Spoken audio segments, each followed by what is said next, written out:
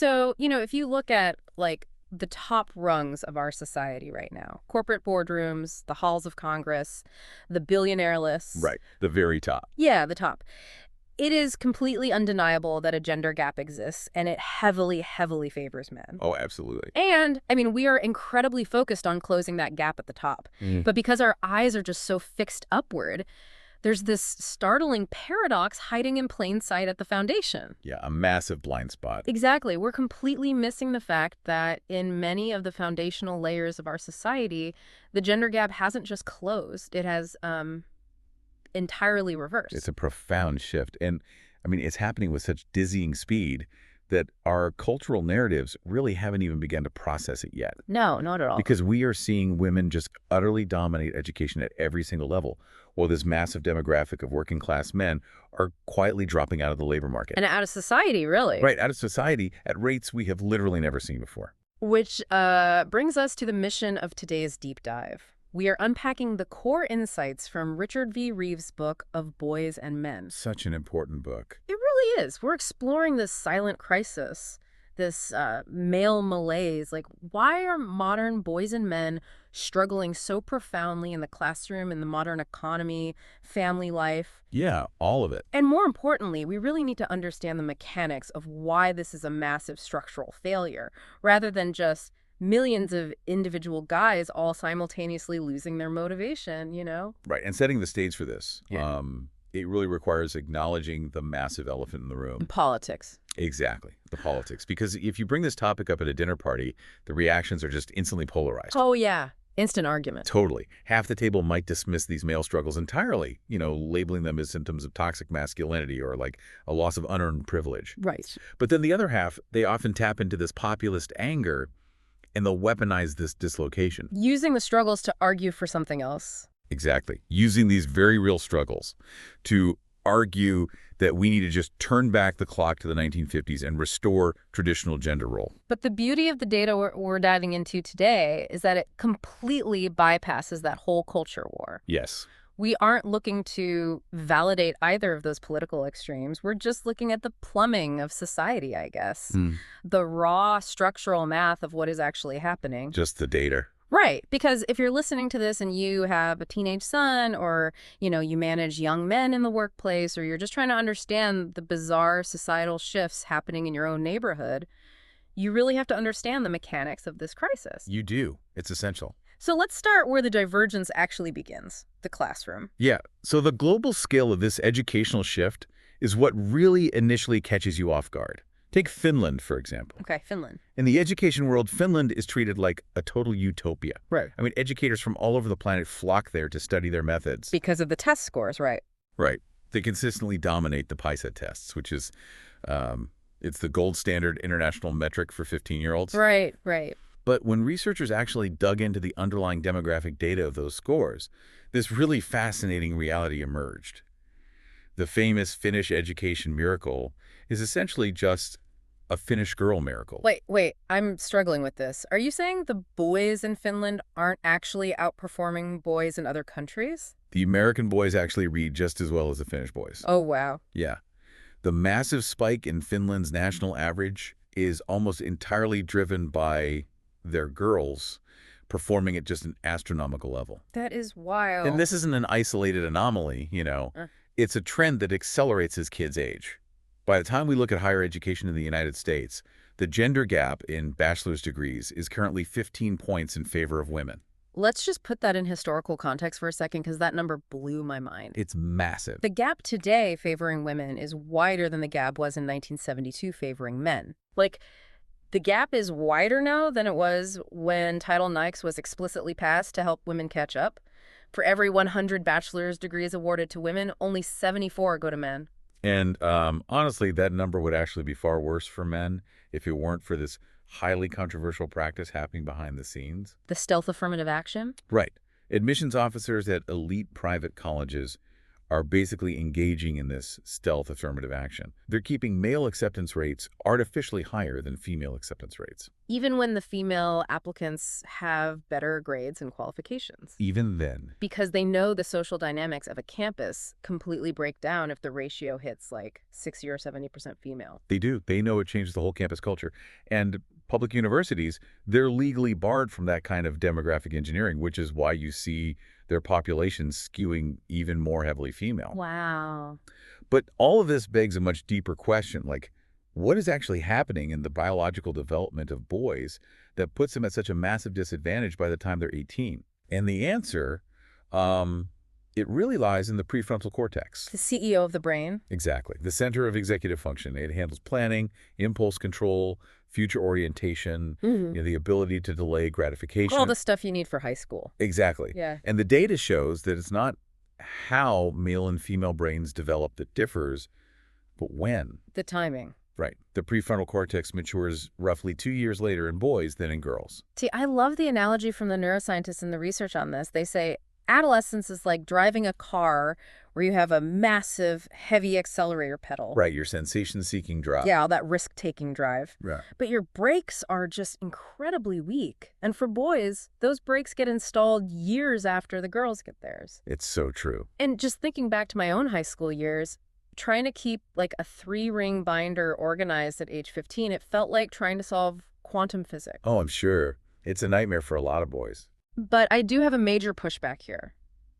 If boys' brains have always matured later biologically, why wasn't there a massive female graduation gap in the 1950s or the 1920s? That's the key question. Right, like did biology change or did the system change? The system mutated.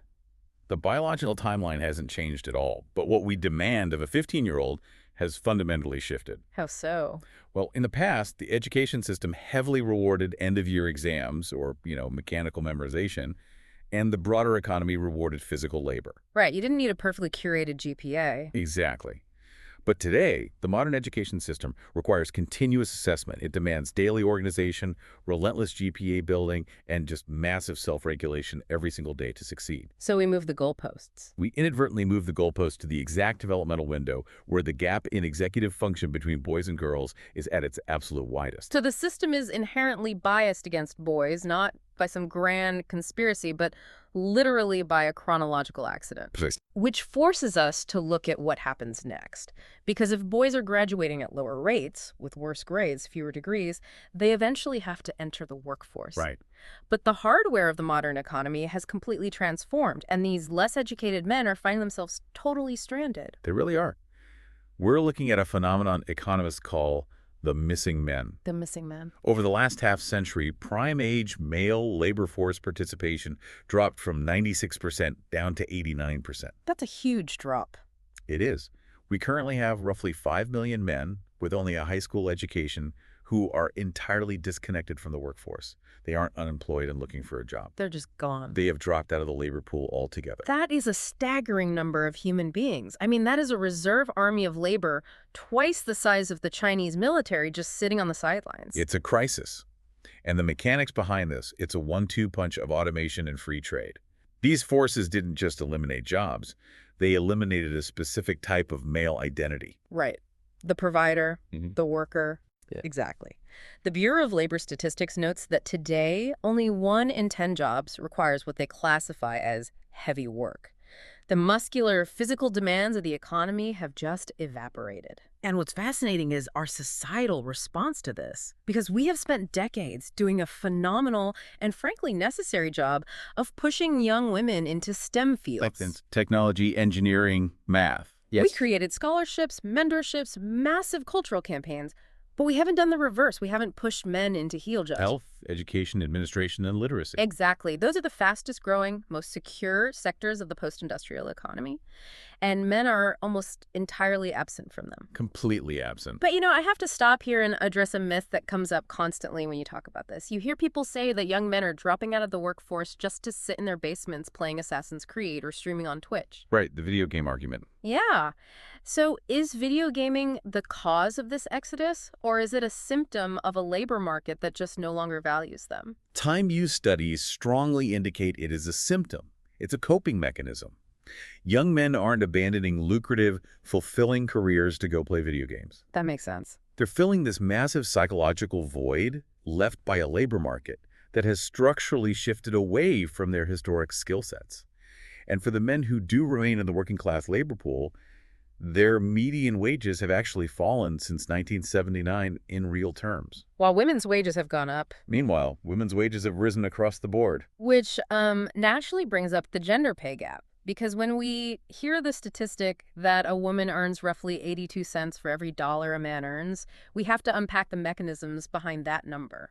Because it's not what most people think. No, it's really not. The modern wage gap is almost entirely a parenting gap. A parenting gap. Yes. When economists look at young, childless adults in major metropolitan areas, the wage gap has effectively disappeared. Their earnings move in perfect synchronization until the exact moment a couple's first child is born. And that's when the split happens. That is when the divergence happens. The study of the Massachusetts MBTA train drivers completely illuminated this for me. Oh, that's such a good study. Right. You have men and women with the exact same union job, governed by the exact same union rules, with the exact same hourly pay rate. Literally zero room for managerial bias. Exactly, zero room. And yet, an earnings gap still emerged. But when they dug into why, they found it came down to how mothers and fathers navigated overtime. The choices they make? Yeah. Fathers consistently chose to take far more overtime, even accepting shifts on short notice. Mothers consistently prioritized flexibility, rejecting the overtime so they could guarantee they'd be home for their kids. Right. The gap was a mechanical result of parenting choices, not a discriminatory hourly rate. And, to prove that this is about caregiving and not inherently about gender bias from employers, we can look at incredibly revealing data from Sweden. Lesbian couples data. Yes, comparing lesbian couples to heterosexual couples. When a woman in a same-sex relationship becomes the birth mother and takes primary caregiving duties, her earnings take the exact same hit as a mother in a heterosexual relationship. Right. But the non-birth mother in that lesbian couple, Right. her earnings trajectory looks almost identical to the fathers in heterosexual couples. That is so telling. It is. The labor market ruthlessly penalizes the time commitment required for primary childcare, regardless of the gender of the person doing the caring. So if working class men are being boxed out of the modern economy, that doesn't just empty their wallets. It completely destroys their dating prospects and their role within the family. Because the cultural expectation of the male provider hasn't evaporated along with the manufacturing job. No, this is the definition of cultural lag. Yeah. For millennia, a man's worth was intrinsically tied to his ability to provide and protect. Yeah. To illustrate how much the expectations on women changed while expectations on men stayed frozen, you just have to consider 2 commencement speeches given at Smith College. This was wild to read. Yeah. In 1955, Adlai Stevenson told the graduating women that their primary purpose in life was to keep their future husbands, quote, whole and purposeful. Wow. 1955. But just a decade and a half later, in 1971, Gloria Steinem stood at the exact same college and told the graduates that they must seek absolute economic independence, because financial dependence is subjugation. And Steinem's movement was an absolute triumph. Women secured economic independence. We all know that famous feminist slogan from the era, right? A woman needs a man like a fish needs a bicycle. Yes, brilliant line. It is a brilliant line, and it culturally freed women from being trapped in terrible marriages purely for financial survival, but it raises a really dark dilemma for men today. It really does. It's almost like trying to run an old Windows 95 software program on a brand new Mac. The hardware of the modern economy has completely changed. The women are the fish swimming independently. But society is still telling men to just run their old 1950s bicycle programming. That's a great way to put it. And the system keeps crashing because men's societal roles haven't expanded to include caregiving in the way women's roles expanded to include providing. Right. And women, quite rationally, do not want to partner with a man who lacks economic stability because he just feels like another dependent to manage. The fallout of this fractured marriage market is a massive dad deficit. 1 in 5 children in the U.S. now live with a mother only. We are experiencing an epidemic of fatherlessness. 1 in 5. Yes. Yeah. And it's not because men suddenly lost the biological desire to be fathers, but because the traditional package deal, marriage, providing, living together has completely broken down. And we haven't built a new one. We haven't built a new cultural framework for them to operate within. Which leads to this profound, crushing isolation. I was stunned by the statistics on the friendship recession. Right now, 15% of men report having zero close friends. Zero. Not a few friends, zero. The workplace used to be the primary social hub for men. Without it, they're drifting into absolute solitary confinement. We see the most extreme manifestation of this in Japan with the hikikomori phenomena. The shut-ins. Right. These are young men who completely withdraw from society. They lock themselves in their childhood bedrooms for years, sometimes decades. It's heartbreaking. And psychologists and sociologists are warning that this is not just a quirky cultural manifestation unique to Japan. It is the extreme end of a spectrum of severe social withdrawal that is spreading globally as young men fail to launch and just retreat into shame. But, we have to acknowledge that this crisis isn't blanketing society evenly. If you want to see where this dislocation is truly destroying lives at scale, you have to look at the intersection of gender, race, and class. Absolutely. The reality of this becomes stark when we look at the specific hurdles faced by black men. There's a story in the research about a man named Dwight. Oh, Dwight's story. Yeah, he's a 6'5" black man, and he purposely wears clear, non-prescription glasses every day. Fake glasses. Fake glasses. When asked why, he explains that it's a conscious tactic to diffuse the immediate visceral fear that white people project onto him in public spaces. Defense attorneys actually have a name for this. They call it the nerd defense. He literally has to wear fake glasses just to neurologically signal to strangers that he isn't a threat. Exactly. And this brings in the concept of intersectionality. Black men face a highly specific gendered racism. Right. They aren't just marginalized by the broader strokes of systemic racism. Society specifically views them through the lens of physical threat. They're stereotyped as super predators. Which drives all the policing issues. Right. It creates a direct pipeline to higher rates of police stops, harsher sentencing, mass incarceration, and the resulting devastation of black families. And the educational divergence here is the most extreme. Currently, 2 black women receive a college degree for every 1 black man. Wow. And if we shift the lens slightly to look at social class, we see a different, but frankly equally lethal crisis among working-class white men. The deaths of despair. Right. Economists use that term, deaths of despair, to categorize the explosion of suicides, alcohol-related liver disease, and opioid overdoses. When you look at the raw numbers, these deaths of despair are almost 3 times higher for men than they are for women in those same depressed economic areas. Which forces us to ask, why do boys and men break so much more easily under the weight of poverty or structural chaos? Yeah, why is the reaction so different? Well, psychologists have this brilliant framework for looking at how children process their environment. They categorize kids as either dandelions or orchids. I love this concept. It's so helpful. Dandelions are remarkably resilient. You can plant them anywhere, even through a crack in the concrete sidewalk, and they will find a way to grow. But orchids are intensely sensitive to their environment. Give them the perfect soil and temperature, they thrive. But if the conditions are slightly chaotic or toxic, they wither immediately. And the longitudinal data overwhelmingly proves that boys are biological orchids. When you track boys raised in severe poverty or in highly unstable, broken homes, their outcomes, in terms of high school graduation and adult employment, are vastly worse than their own sisters raised in the exact same household, eating the exact same meals. Disadvantage simply hurts boys more deeply. It really does. Now, I know some listeners might be thinking, if we create specific initiatives and allocate resources to help black men or working class men, aren't we implicitly abandoning women of color who also face massive systemic hurdles? It's a common fear. But this is where we have to fundamentally reframe how we view equity. It is not a zero-sum game. Building a structural floor to stop young men from falling into despair does not mean lowering the ceiling for young women. Right. But that brings us to the most troubling reality of this entire deep dive. Yeah. If boys are this vulnerable to environmental chaos, and they're struggling so visibly in school and work, surely our government safety nets and billion-dollar social programs are catching them, right? You would think so. But the data says the exact opposite. Men are virtually immune to our current social initiatives. See, this was the part that truly shocked me. We are spending fortunes on these programs, and the failure rate for men is just astronomical. Consider the Kalamazoo Promise in Michigan. It is one of the most generous free college programs ever created in the U.S. Free college. Free college.